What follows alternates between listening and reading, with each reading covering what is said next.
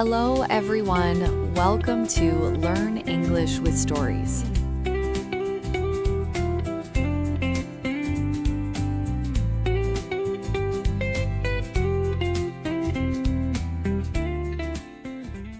In the darkest corner of the night sky, where no telescope could reach, a small star was crying. Her name was Stella, and she was lost. Very, very lost. "Where am I?" Stella whispered, her light flickering weakly. "How did I get here?" She tried to remember. There had been a storm, a terrible cosmic storm with winds that could move planets. One moment, she had been safely tucked between her mother star and her father star in the constellation of Lyra. The next moment, the storm had grabbed her and thrown her across the universe like a leaf in a hurricane. Now, everything was dark and cold. Stella couldn't see any familiar stars. She couldn't find her way home. For the first time in her young life, she was completely alone.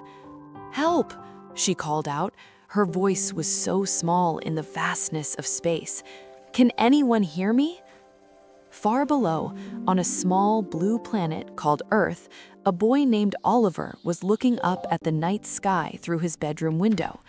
Oliver was 11 years old, and he loved stars more than anything in the world.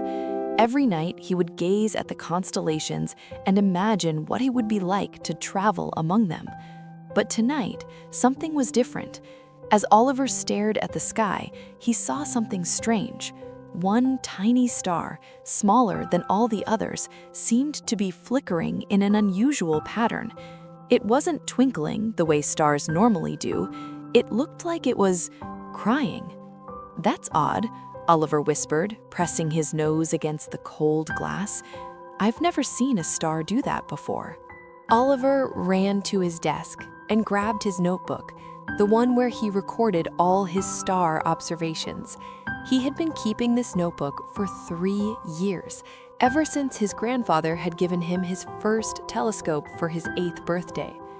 "Grandfather always said stars can talk to us if we know how to listen," Oliver muttered, flipping through pages of drawings and notes.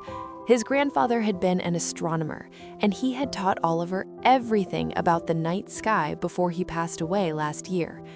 Oliver missed his grandfather terribly. Sometimes when he looked at the stars, he felt like his grandfather was still there, watching over him from somewhere among those distant lights. Now, staring at the strange, flickering star, Oliver felt something pulling at his heart. It was the same feeling he got whenever he found something important, a gentle tug that told him to pay attention. He grabbed his grandfather's old telescope and pointed it at the unusual star.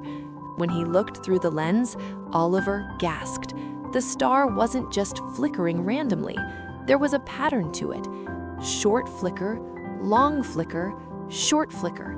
It was like Morse code. Oliver's grandfather had taught him Morse code when he was 9.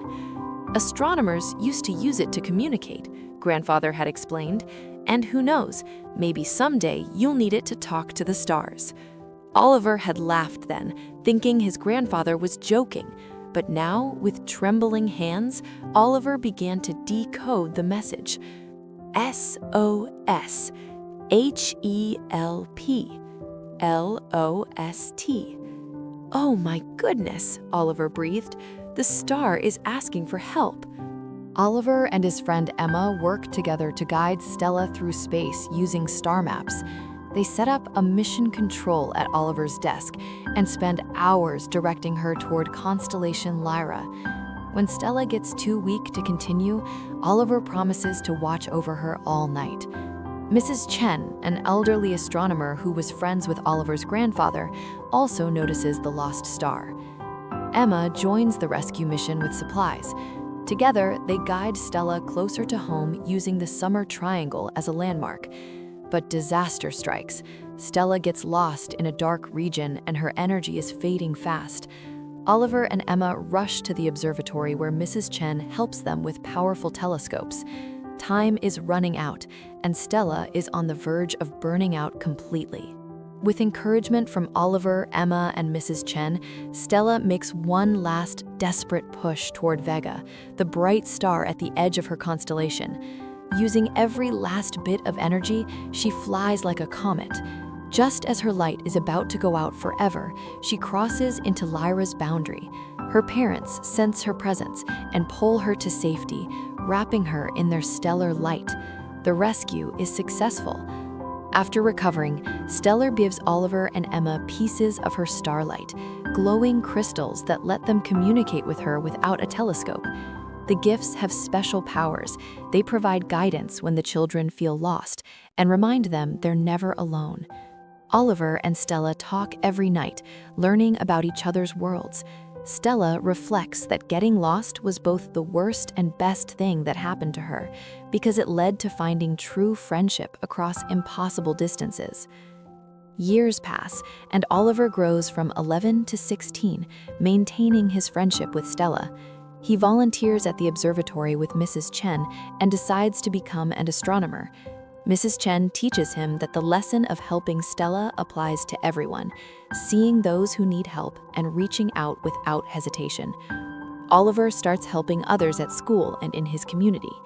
He writes an essay about Stella's story, presented as fiction, that deeply moves his classmates and inspires them to be kinder to each other. At age 16, Oliver wins first place at the science fair with a project about cosmic connections inspired by Stella. A university professor encourages him to pursue astrophysics. That night, Oliver, Emma, and Mrs. Chen celebrate at the observatory, reflecting on how the adventure changed all their lives.